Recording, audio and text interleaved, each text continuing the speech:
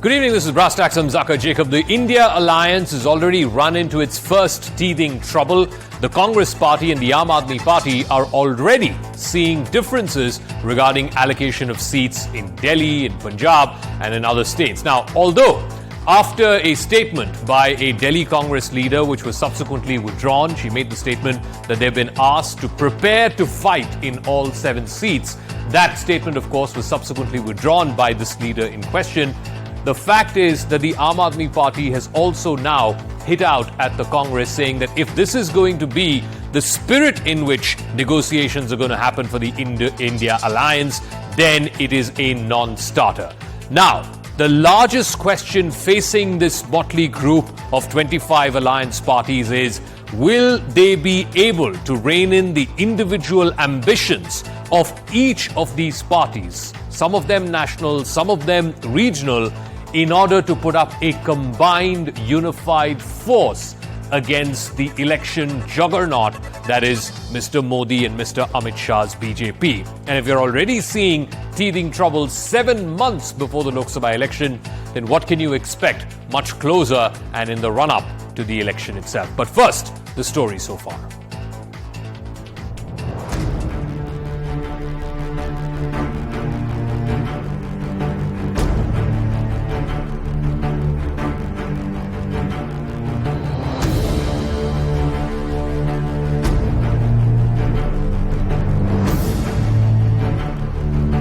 दिल्ली 19वां राज्य था, 24 कैसे जीतना है और बिल्कुल आदेश हुआ है कि हमें 7 सीटों पर मजबूत संगठन के साथ हर नेता को आज से अभी से निकलना है। 7 महीने 7 सीटें हैं। ये बात हुई कि जिसकी दिल्ली उसका देश होता है, ये दिल्ली का इतिहास बताता है। इसलिए कहा गया कि बिल्कुल 7 पर तैयारी रखनी है।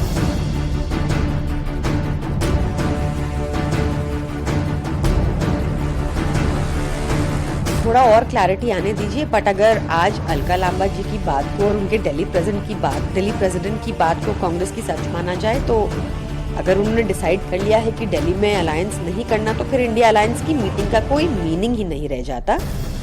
टॉप लीडरशिप डिसाइड करेगी कि हम ये मीटिंग अटेंड करते हैं या नहीं। First of all, I would like to clarify that this meeting wasn't for Lok Sabha election preparation. It was for organizational setup, how to revamp the party. This is absolutely incorrect that this meeting was for preparation of Lok Sabha election. And secondly, there wasn't any discussion about the seat sharing.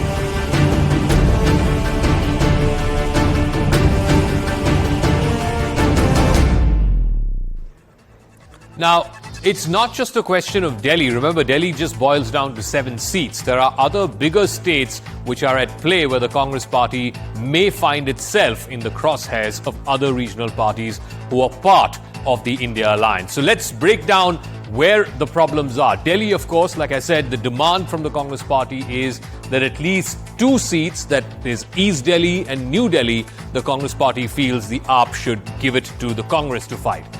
In Uttar Pradesh, they, of course, want the traditional Gandhi seats of Raebareli and Amethi. Also, they want Allahabad and Sultanpur, where the Congress party has not won in a number of years. Also, we're given to understand that in states like Punjab, for example, where the Aadmi party is currently ruling, the Congress is seeking 11 out of 13 seats. Now, there is no way that the Aadmi party with a 90-plus seat majority in the assembly would give 11 out of 13 seats in Punjab to the Congress party. Similarly, in West Bengal, the demand from the Congress is they need 5 specific seats. The best that Mamata Banerjee has said that she's willing to offer is 2. So how will they bridge the gap in the remaining 3? So these are just a handful of states where the Congress party will find itself in crosshairs or in collision with regional parties who are strong in those states. Also, there is, of course, the trouble of the Congress directly locked in a fight with the CPM and the LDF in Kerala. Similarly, the left and the TMC in Bengal are directly locked in a fight. So we'll get to all of that in just a moment with spokespersons of the India Alliance parties, as well as, of course, the BJP. Shehzad Poonawalla will be joining us here in our studios. I'm also joined by Anshu Lavajit, spokesperson of the Congress Party, Akshay Marathe, spokesperson of the Aam Aadmi Party, and Professor Sanjay Kumar is one of India's leading psephologists and co-director with Lokniti and CSDS. Let me start with you, Anshu Lavajit. You know, Alaka Lamba first came out and said कि हमें बोला गया है कि 7 seat के लिए तैयारी करें. Subsequently, she's clarified that statement. Other leaders in your party have clarified that statement.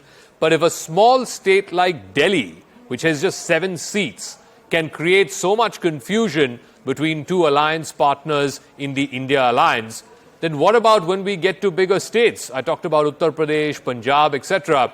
Do you already have the first signs of trouble in how you're going to divide up these seats between various competing alliance partners?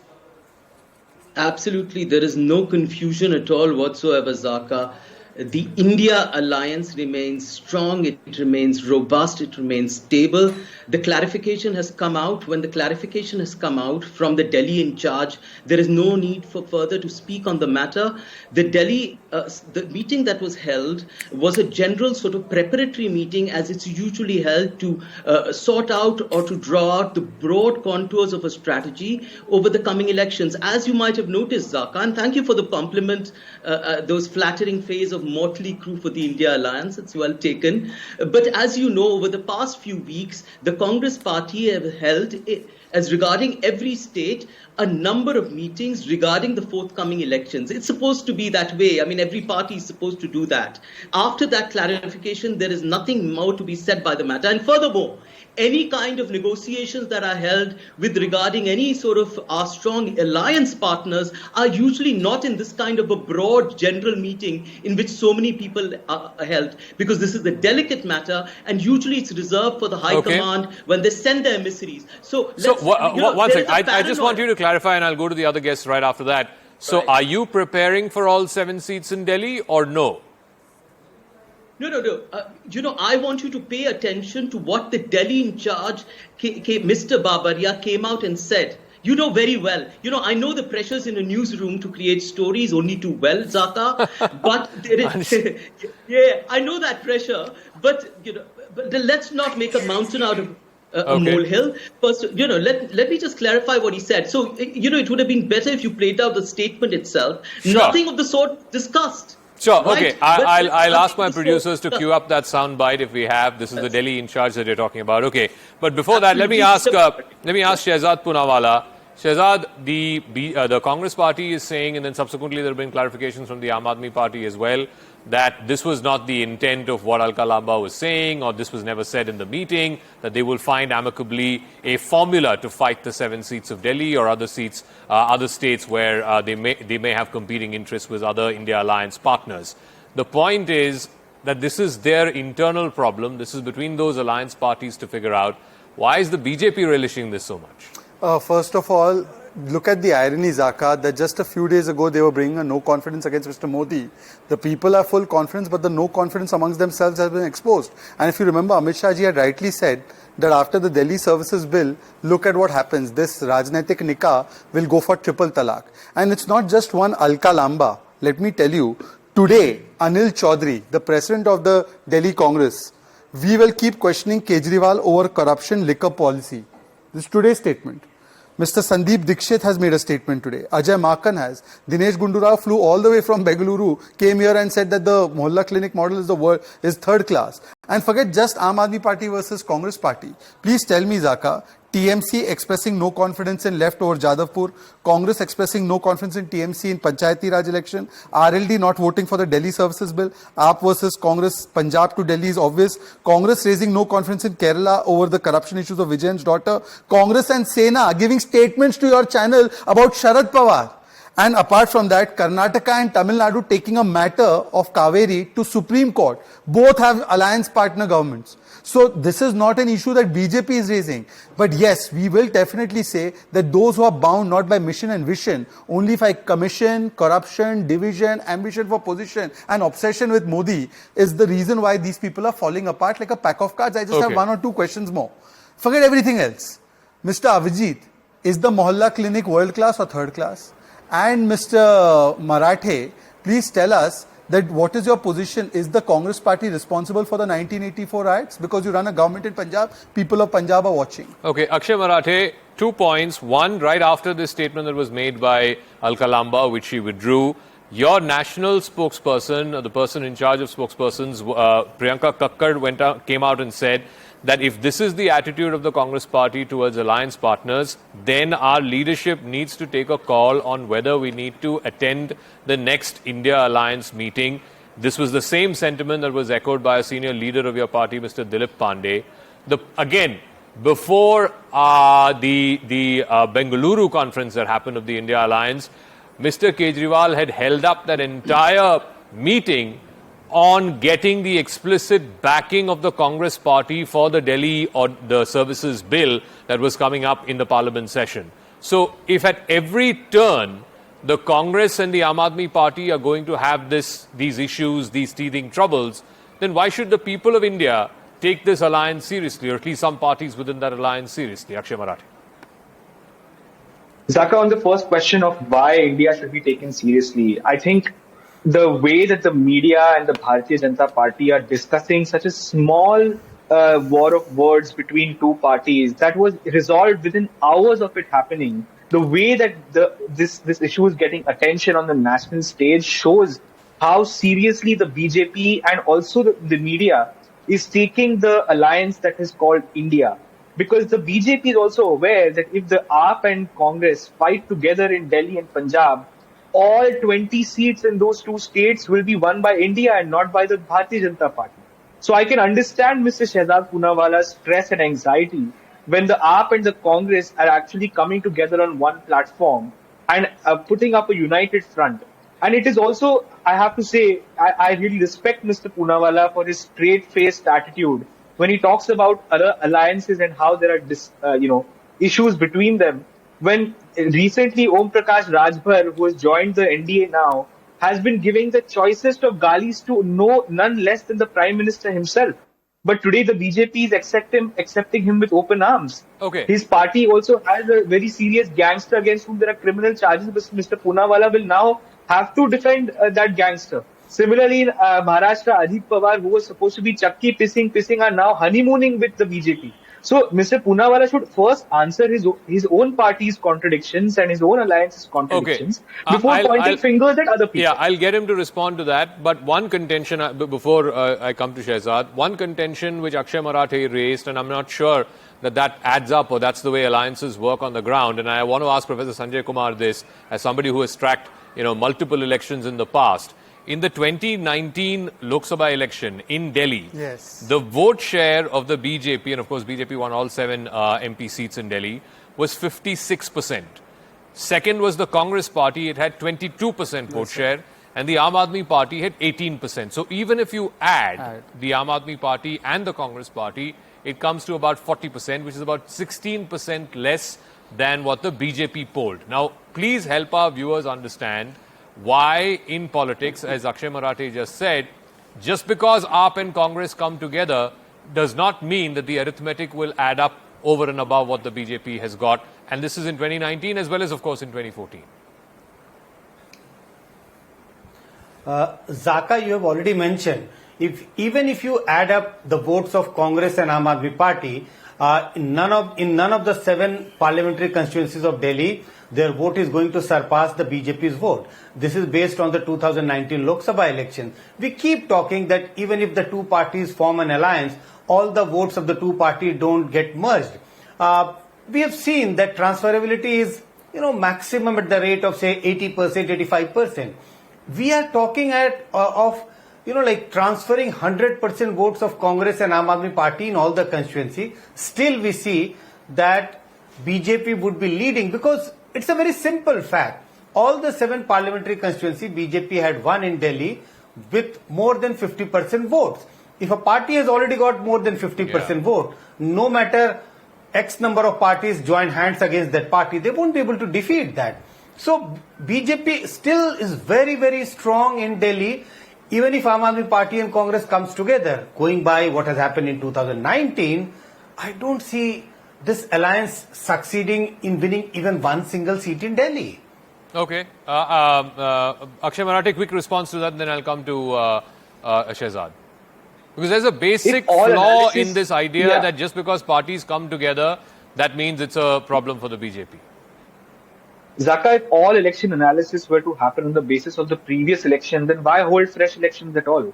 Clearly, there has been a mood shift between 2019 and 2024, and that is why these parties have come together, because they are sensing that there is anger against the BJP, and the power of unity is going to be able to defeat the BJP when that anger is on the ground. Okay, the closest parallel that's being always cited by the India Alliance is what happened in 1977 when the opposition alliance came together and dislodged the mighty Indira Gandhi. So, Shehzad Poonawalla, it has happened. It's not like it's not happened in Indian politics where strong governments have been voted out by a bunch of parties coming together. You know, irony is dying 1,000 deaths in your new studio. You're saying that the previous election can't be taken as a benchmark, but you're going all the way back to 77. No, elections have happened where alliances have come together and... Well, Zaka... forget about 77, 2004, Mr. Vajpayee's now that you've invoked 77, let me just give you one point on that. Was dislodged by an alliance of parties. Let me just give you one point on that, because Sanjay ji is sitting here, CSDS person is sitting here. In that alliance, they had a common agenda and a leader who had a pan-national presence. That movement was run under the name of JP. Who is the pan-national leader here? Or where is the pan-national party here? Now, let's not get diverted. Let me come to the points that Akshay Marathe says. First of all, you're absolutely right that they have not got more than 50% vote, even if you add the 2 votes in Delhi. In Punjab, by the way, they have sent 4 former ministers of Congress party to jail. They have come on a plank that the Congress party is the killer of Sikhs in Punjab. Now suddenly they do this artificial, unity in a room in Delhi, and you think the workers of Congress and Aam Aadmi party in Punjab are going to unite? In Delhi, they're going to unite. How many MPs do you have from Punjab anyway? It's not about us being MPs. You had an alliance partner Zaka, there for the last 25 years. No, once again. You had an alliance partner in Punjab for the last 25 years. What happened to them? I'll come to that, Zaka, but let me make my point. The cogent point I'm trying to make is that SP and BSP also got together in an alliance with us. Did the workers and their vote bases unite? We in fact swept the elections. So this artificial meeting at the top, after abusing each other for 2 to 3 tons of bad words, and then you unite together on the ground, does not unite. Secondly... No, one sec. So to answer Akshay Marathe's question, which he asked you, if Ajit Pawar was chakki piecing till the last election and suddenly he's your alliance partner... I'll come to that, they can also do the same thing. I will explain the difference between that situation and this, but let me complete a couple of more points, then I'll come to the Ajit Pawar situation, because I come from Maharashtra. First of all, they should know that it is not just a small war of words. Priyanka Kakkar's next part in that bite, which you've not played, so let me play it out, is this. And I want to know, because they've not answered my question either on the issue of... they've not answered my question on the Mohalla clinics or on the issue of... yes, but here the statement that Priyanka Kakkar made. Now it's...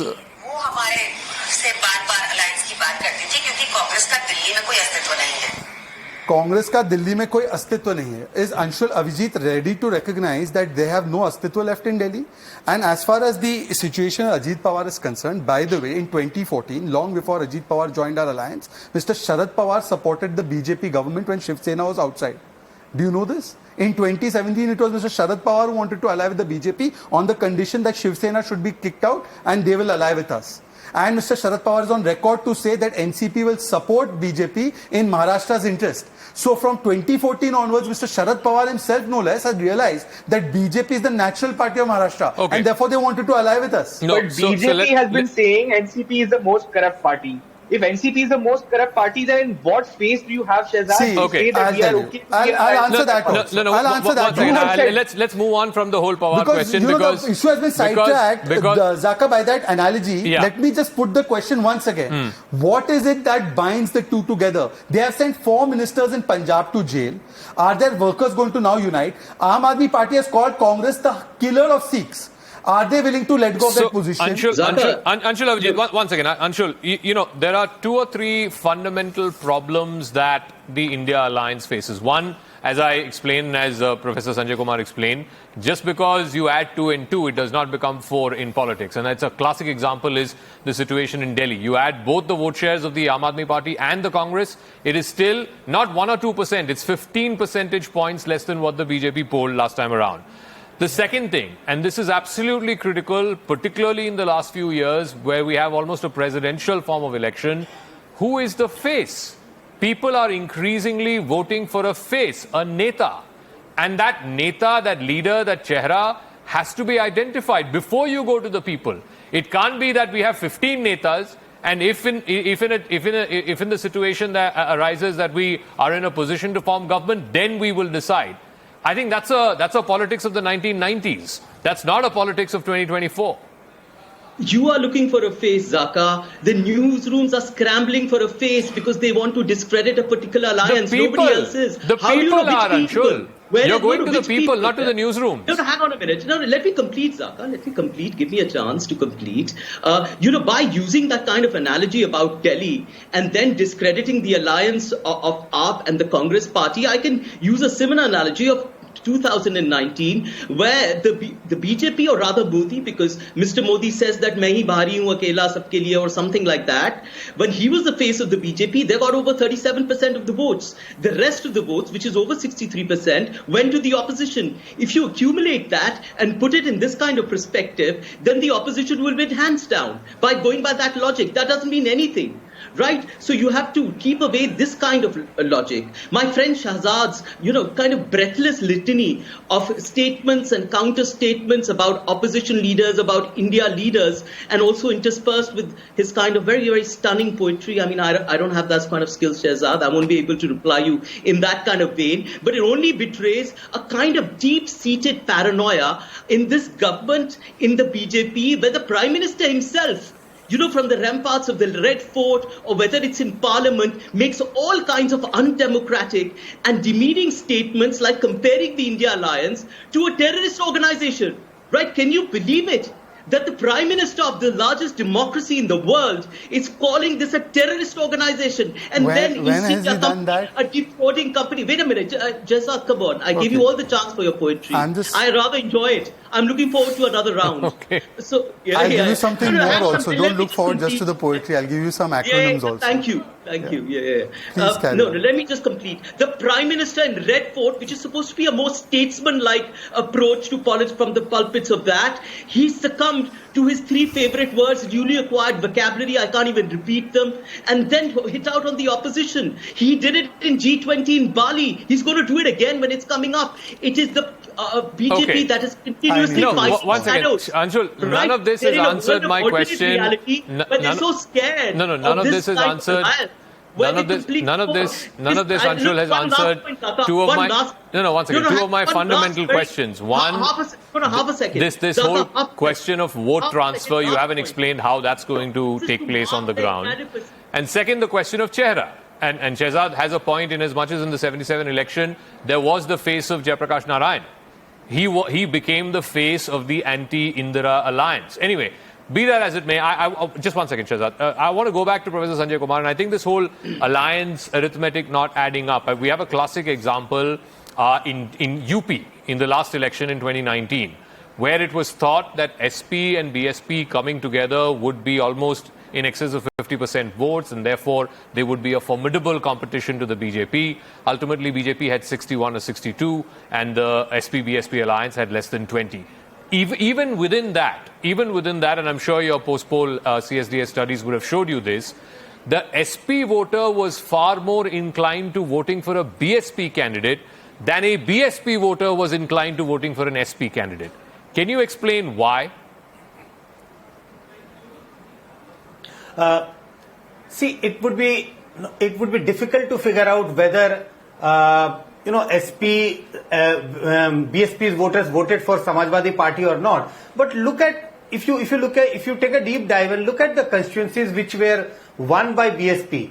These were the constituency which has sizable number of Muslim voters and the Dalit voters. So what happens is that if you look at the Muslim voters, they are bound to vote against the BJP given the current mood of the Muslim voters. So what happened is that, yes, the transfer of votes took place more or less equally. Yadavs or the Samajwadi Party core supporters did vote for BSP, and BSP supporters also in more or less similar proportion voted for Samajwadi Party.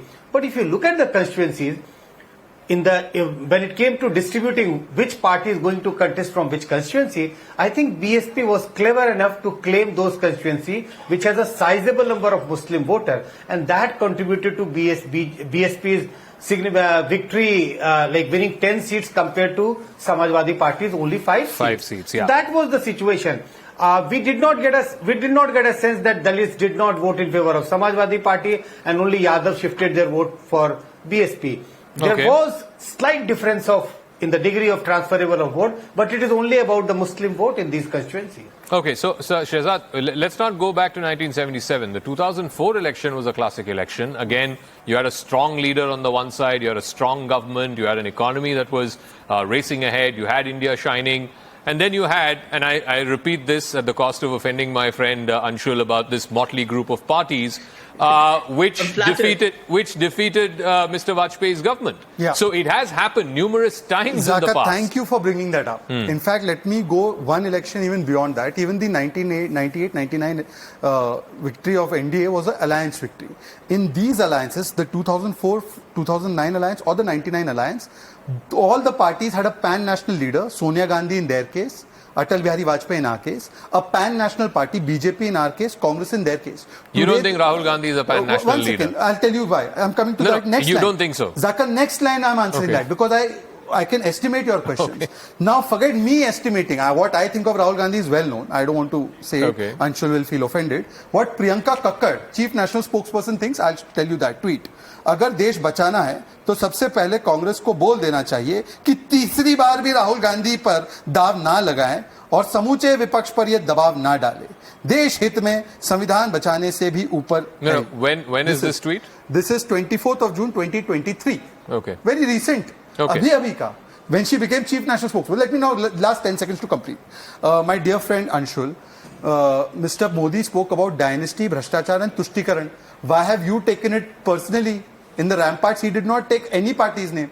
He said these 3 bad things, but if you have accepted that these are new, then that is your problem. And since you like my poetry, Anshul, poetry आपको पसंद है इसलिए सुन लीजिए. I can't give you one more poetry, but I can tell you what I.N.D.I.A stands for. Incredibly negative, divided, internally alliance. And therefore the country is saying, इनको नहीं देगा India अवसर. Okay, Anshul, okay. You know, on the point of the leader, again and again it is being stressed. Can I respond? It's being stressed again and again that in 2004 you had a leader in Sonia Gandhi, whereas it is not the BJP's belief that Rahul Gandhi matches her stature in 2024 as she did in 2004, and therefore the question the people will ask you is, who is the leader of this alliance? In a parliamentary system, as you well know, Zaka, the insistence on a presidential style is yours. It's coming from the media. It's coming from the BJP because it suits them. This kind of trying to cause dissensions within a particular alliance is the paranoia and the objective of the BJP. When they want to mask sorry their to own interrupt you. I will never do that. And you know that I have great regard for you. Priyanka Kakkar has tweeted that Rahul shouldn't be the face. Okay, nobody went asking her. Let's not interrupt. Let him finish. Word you say as much as the Prime Minister's word, which I'm forced to, and that is a punishment for me not listening to you, Shehzad. So let me be clear on that point. The Prime Minister wishes to mask the inadequacies of this particular government, and therefore you're continuously calling on what are the so-called make-believe sort of dissensions between and the allegations or the counter-allegations between this particular alliance. Listen, inflation is on the boil. It's 7.44%. You've got record high unemployment. Rajasthan has highest inflation. This is not the subject of debate today. Priyanka Kakkar has tweeted this. But Anshul, can I just ask? No, one second. The economy has been wrecked. It's been thrown under a bus. Anshul, can I ask? And I think Professor Sanjay Kumar will also bear with me on this. There is clearly a differential in the BJP's vote share in the same set of states between a parliamentary election and an assembly election. Let's take Karnataka, the latest state, right, which the Congress party won. The BJP had a 36% vote share. Even though they lost, they got about 60 or 65 seats. Whereas in that same Karnataka, in the 2019 election, they had an over 50% vote share.